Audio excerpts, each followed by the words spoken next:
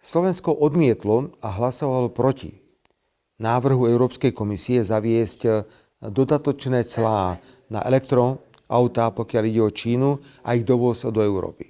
A pritom si ťažko, ako keby sme si uvedomovali, že Slovensko je krajina, ktorá vyrába najväčší počet aut na svete na hlavu a sú to hlavne autá strednej triedy a luxusné autá, ktoré sa často vyvážajú do Číny. Musíme na naše územie dostať nielen výrobu aut, ale musíme dostať aj výrobu napríklad batériek, ktoré sú dôležité pre elektrické autá, ktoré sa rozvíjajú. Preto tento projekt Gotion je pre Slovensko neuveriteľne dôležitý.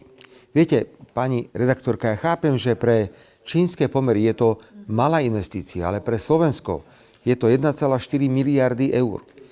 Je to 1300 nových pracovných miest. Presne ako vy hovoríte, je to druhá najväčšia investícia, pokiaľ ide o Slovensko. Preto ja to vítam.